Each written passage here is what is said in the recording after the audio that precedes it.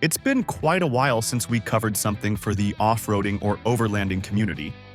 And recently, we've been working on our Nissan Y61 build, and today is going to be a pretty fun day because we're finally addressing the lighting situation on this rig. We didn't want to just go out and drop a mortgage payment on lights, though. We wanted some value for money options. So we decided to pull the trigger and grab their XP-Ultra 5-inch pod lights to see what they're all about. We've been running these for quite a while now, and we have high hopes. So, we're going to give you guys an honest review. We'll put the updated price and purchase link down in the description for your convenience. Subscribe if you haven't already, and let's begin.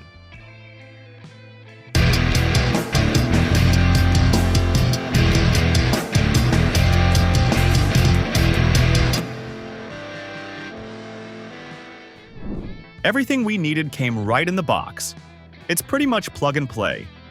Just hook up the positive and negative wires, run them to the brackets, and that was pretty much everything. We also really liked that they included a 90-degree rotating bracket. That might seem like a small detail, but when you're doing a custom application like we are on the Nissan, having that flexibility to angle the light exactly where you need it, whether for a ditch light setup or a straight spot beam, is absolutely crucial. These things look really durable. We got that rugged aluminum frame and the cooling fins here in the back. The wiring was actually long enough to reach the engine bay without any issues, which is nice. That's the whole kit. We got them all mounted on and hooked them up to the wiring setup. Honestly, the process was pretty much like any other pod lights. It took us maybe an hour and a half total, including a small coffee break. The 90-degree rotating bracket is a cool touch because we can angle the lights for a really tight spot beam. As we can see, each pod has 4 LEDs in the upper cluster, 4 in the lower cluster, and then this central LED strip that acts as a flood or auxiliary light. I think it's going to be good. Now, we hit the switch for the Auxbeam XP-Ultras. Look at that light, you guys. On paper, these claim to throw light up to like 1,300 feet. We didn't exactly measure it, but in our experience tonight, that beam goes long enough to see way down the trail. The spot beam covers a bunch of area. It cuts through the dark quite easily. The beams are very focused and barely spread beyond necessity, which is exactly what we wanted. The cutoff line is also impressive. We were skeptical about this at this price point. Usually, cheap lights scatter everywhere. They light up the trees, the sky, and worst of all, they glare off the back of your hood, which ruins your night vision. There is barely any light scatter with this pair. We tweaked them slightly downward for better road coverage, and it's perfect. We aren't blinding ourselves with hood glare.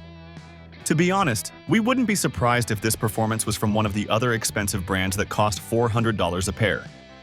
In this price range, we didn't expect this kind of optical engineering. We also played with the strobe modes.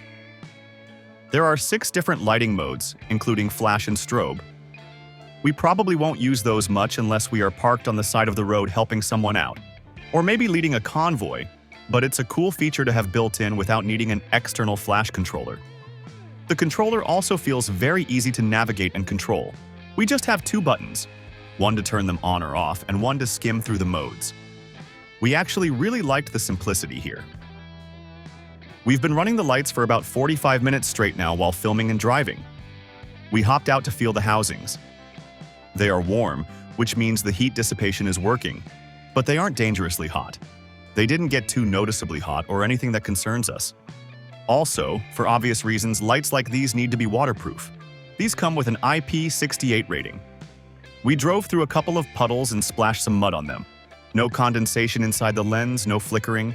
So we don't have to worry about rain, mud, or crossing a river. They seem sealed up tight. So, should you get these?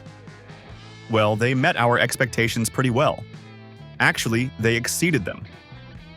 So far, our experience with these lights on the Nissan Y61 build has been pretty nice.